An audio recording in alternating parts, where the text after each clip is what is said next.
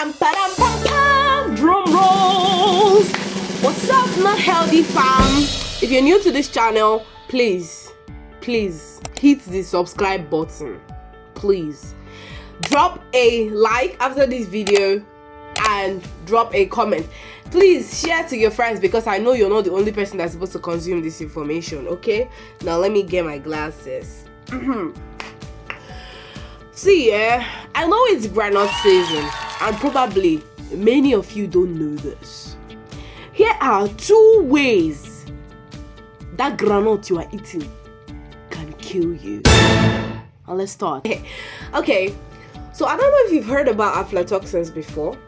You've not heard about it? No problem. You are in the right channel. Aflatoxins, first off, is a toxin under the class of mycotoxin. Now, what is a mycotoxin? But before we talk about what a mycotoxin is, let's separate the word myco and toxin. Now, myco means belonging to fungus or molds. Then toxin, you know basically what a toxin is. Anything that's harmful to you, whether chemical or biological. Now, you see, mycotoxin are a biological toxin, and this is a toxin that is produced by fungus, especially molds. Now, aflatoxin in particular is the ogak pata of them all. It's found at the top of the whole thing. Because why? Aflatoxin is notorious gidigan. So now, why did I bring it here? First off, I know it's groundnut season, and I know many of us, we are the eat corn in the season of corn, only that this period is the season of groundnut and corn.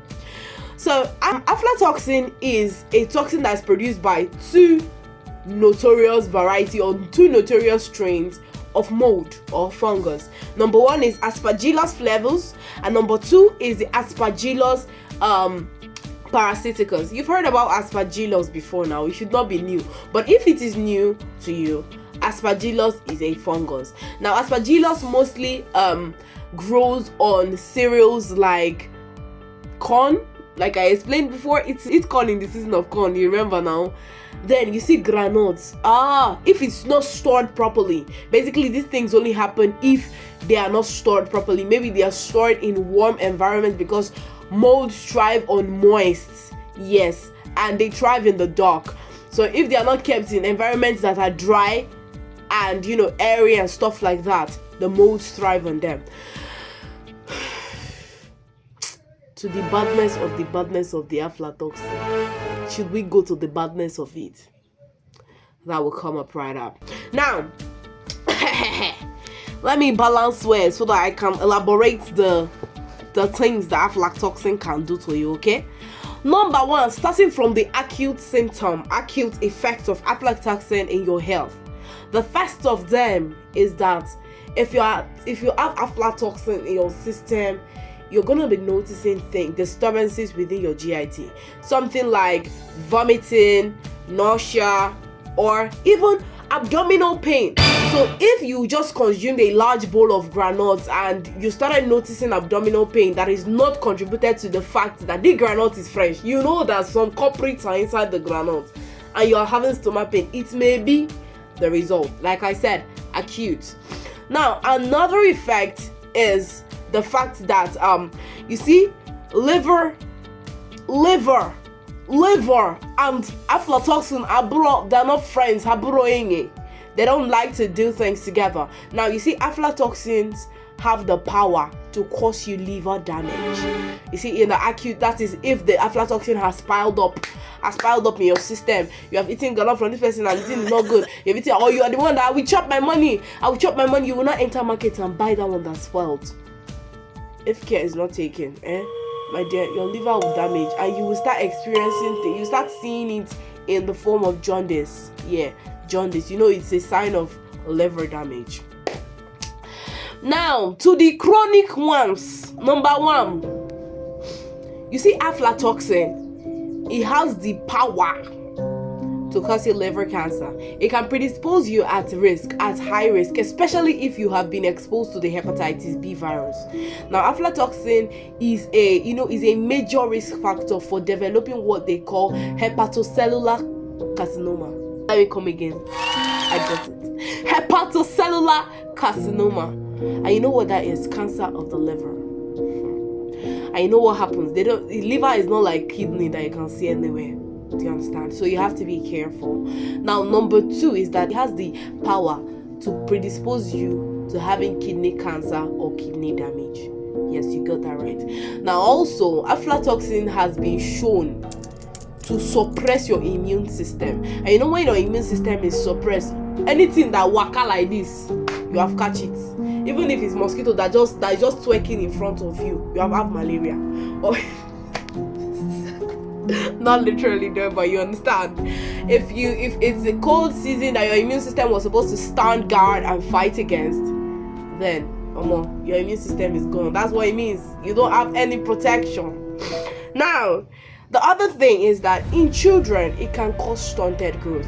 Now, one thing that people don't know is that aflatoxin can actually be passed down through breast milk, but it will be in a metabolite form.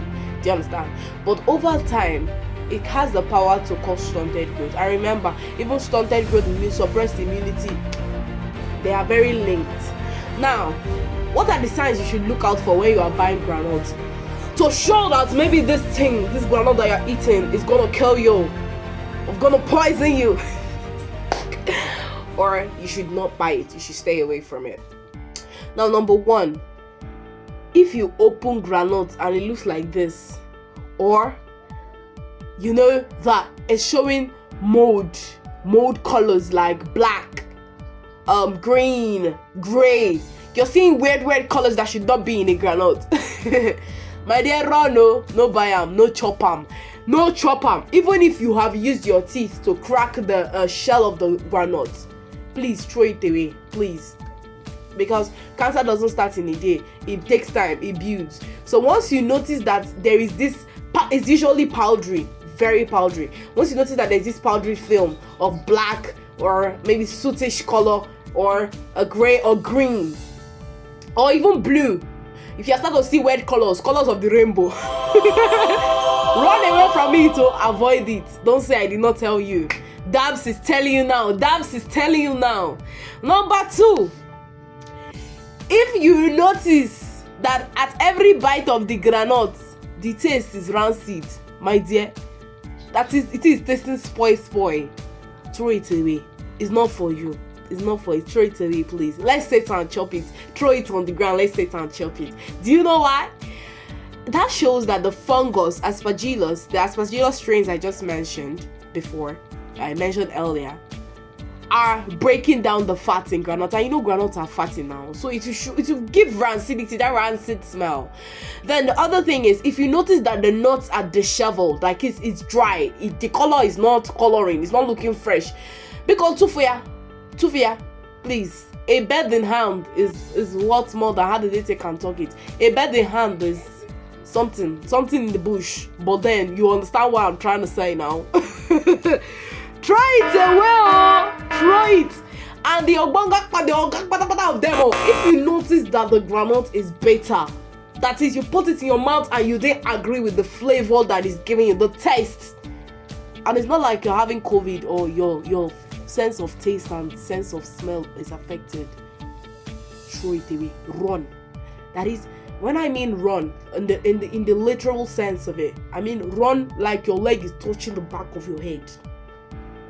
Because, my dear, there is no liver that you kept anywhere for somebody to donate for you, okay? And you know liver is very rare. So if you do all these things, you'll be fine. It's groundnut season, so it's groundnut in the season of groundnuts. You know groundnut has a lot of benefits. Don't worry, sometime later we're going to talk about it. And don't forget, hit that subscribe button, hit that like button, share aggressively, because I know that one of your friends, the one in the bush, maybe eating groundnut and does not know this information, so you can save a life today and reduce their risk of being predisposed to liver cancer. Bye bye, and it still remains me, your favorite nutritionist, Gabs. So stay not healthy, and bye bye. See you next time.